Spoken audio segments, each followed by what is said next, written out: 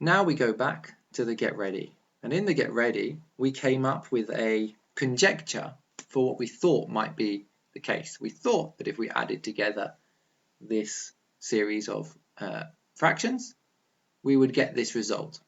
And we did that by looking at examples when n was 1, 2, 3, 4, and spotting a pattern. Now we can use proof by induction to prove that that is indeed true.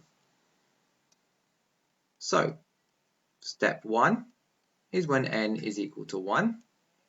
And this case, we know this because n is 1 and n plus 1 is 2. The left-hand side, in that case, is 1 over 1 times 1 plus 1, which is 1 over 2. And the right-hand side is equal to 1 over 1 plus 1, n over n plus 1, which is also equal to 1 over 2. The statement is true, or it holds, for the case when n is equal to 1.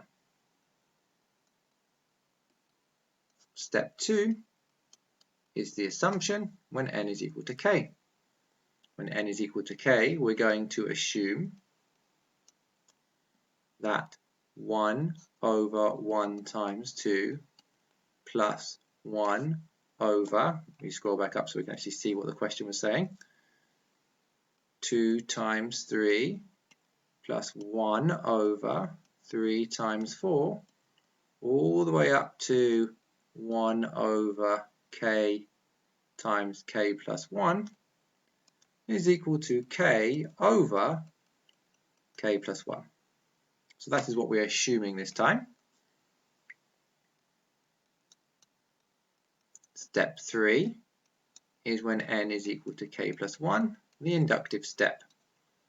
We want to show that 1 over 1 times 2 plus 1 over 2 times 3 plus 1 over 3 times 4 up to 1 over k plus 1, and then plus the next term, which is 1 over k plus 1 k plus 2 is equal to k plus 1 over k plus 2.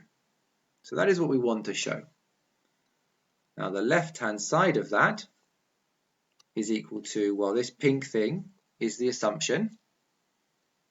So we're going to replace that whole pink bit with the assumption, which is k over k plus 1.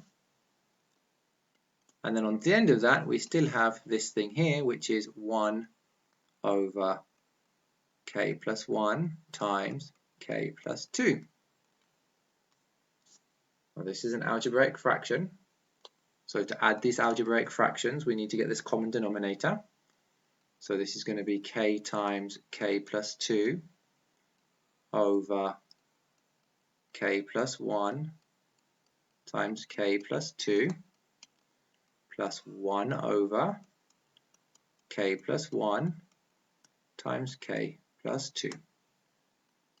Combining the fractions now and expanding, we get k squared plus 2k plus 1 over k plus 1 k plus 2. The numerator now factorizes to k plus 1 squared over k plus 1 k plus 2. And now we can cancel one of these k plus 1s, so we get left with k plus 1 over k plus 2. But if we go back to looking at what we wanted to show, that is exactly what we wanted. So that is indeed the right-hand side, and we have shown that this is true for k plus 1.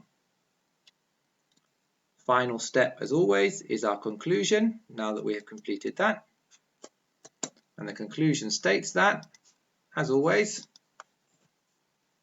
the statement it holds for n equals 1, And if it's true for n equals k, it's also true for n equals k plus 1.